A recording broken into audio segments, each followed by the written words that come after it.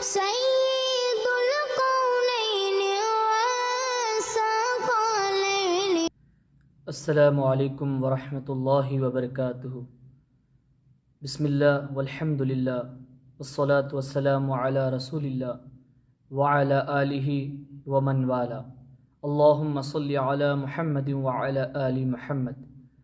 ناظرین و سامعین کرام، دور حاضر میں ناصبیت، خارجیت اپنے عروج پر ہے.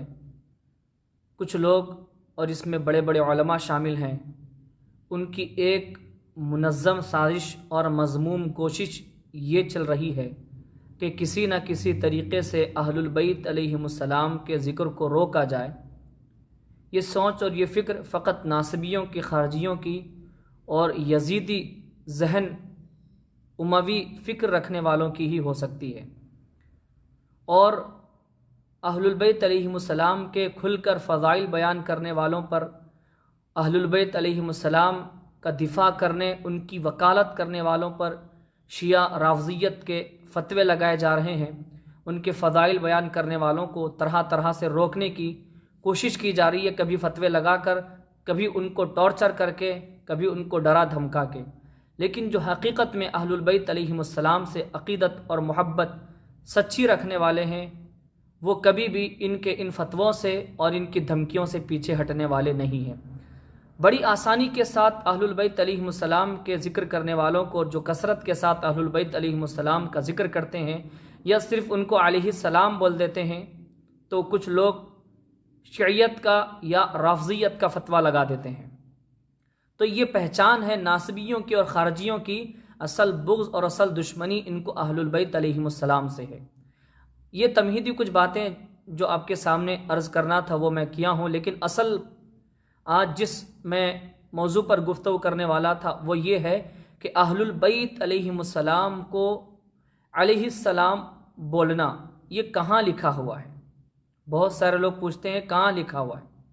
تو میری ایک ناقص، مجھ ناچیز کی، مجھ فقیر کی ایک تحقیق تھی جو میں آپ کے سامنے پیش کرنا چاہتا ہوں. میں نے بخاری شریف پر اپنی کچھ تحقیق کی تو مجھے صرف بخاری شریف میں 32 مقامات پر، 32 مقامات پر، صرف بخاری شریف میں 32 مقامات پر اہل البیت علیہم السلام کو علیہ السلام لکھا گیا ہے.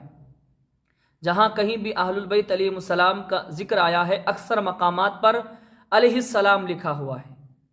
اب کچھ لوگ یہ کہتے ہیں کہ نہیں بھائی، علیہ السلام تو کہہ سکتے ہیں مگر یہ شیعوں کا طریقہ ہے، شیعوں کی مشابہت ہو جاتی ہے. ارے نادان انسان، شیعہ نماز بھی پڑھتا ہے، تو شیعوں کی مشابہت ہو گئے تو تم نماز بھی چھوڑ دو گے. شیعہ اللہ کو مانتا ہے، اللہ کو ماننا چھوڑ دے گے. شیعہ رسول اللہ صلی اللہ علیہ وآلہ وسلم کو مانتے، ان پر ایمان رکھتے ہیں، تم رسول اللہ صلی اللہ علیہ وآلہ وسلم کو ماننا چھوڑ دو گے. شیعہ قرآن کریم کو مانتے ہیں، تم قرآن کو ماننا چھوڑ دو گے. شیعہ بہت ساری چیزوں کو مانتے ہیں جس کو ہم بھی مانتے ہیں، تم بھی مانتے ہو، تو کیا اس کو چھوڑ دو گے؟ شیعوں کے بغض میں کچھ لوگ شیعہ نفرت میں اہل البیت علیہ السلام کو چھوڑ دی ہیں. لیکن میں یہ سوچتا ہوں، میرا یہ کہنا ہے، جہاں تک کہ میری سوچ ہے، اصل بغض ان کا لینا دینا شیعوں سے نہیں ہے، اصل بغض ان کو اہل البیت علیہ السلام سے ہے. اصل عداوت، اصل دشمنی اہل البیت علیہ السلام سے ہے. ورنہ کوئی کیا کر رہا ہے ہم کو اس سے لینے دینا کچھ نہیں ہے. ہم جس سے محبت کرنے والے ہیں ہمیں ان سے مطلب ہے، ہم جس کا ذکر کر رہے ہیں ہمیں ان سے مطلب ہے. تو ہم اہل البیت علیہ السلام کا ذکر کر رہے ہیں، ان سے ہم محبت کر رہے ہیں، ہمیں ان سے مطلب ہے. بھائی کوئی کچھ بھی ہوگا، کوئی کسی کو کیا کہتا ہوگا، ہمیں اسے کیا مطلب ہے. بہت ساری مشابہات ایسی ہیں ہمارے اندر جو کفار بھی کرتے ہوں گے، مسلمان بھی کرتے ہیں. تو مشابہت ہونے سے کیا ہم اس کے جیسے ہو گئے؟ کچھ مشابہت ایسی ہوتی ہیں جس کو منع کیا گیا ہے، احادیث میں اس کا ذکر ہے. لیکن کچھ چیزیں ایسی ہوتی ہیں مشابہت ہونے کے باوجود بھی ہم ان کے جیسے نہیں ہو جاتے.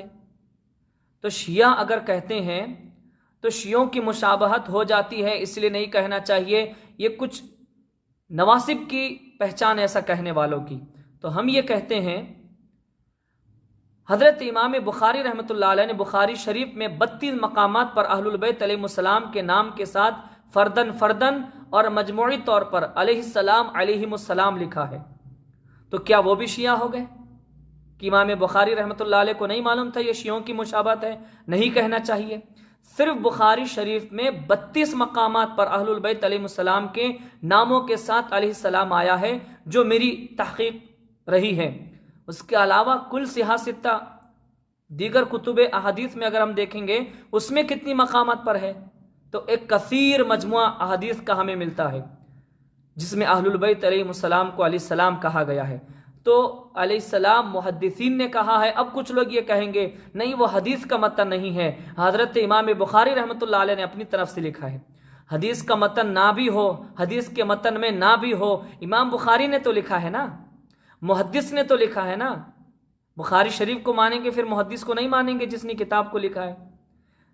امام بخاری رحمۃ اللہ علیہ کا وہ مقام تھا، اس لیے ان کی کتاب کو سنی علماء کہتے ہیں نا اصح الکتب بعد کتاب اللہ تعالی صحیح البخاری، کہ قرآن کریم کے بعد صحیح بخاری کا مرتبہ ہے۔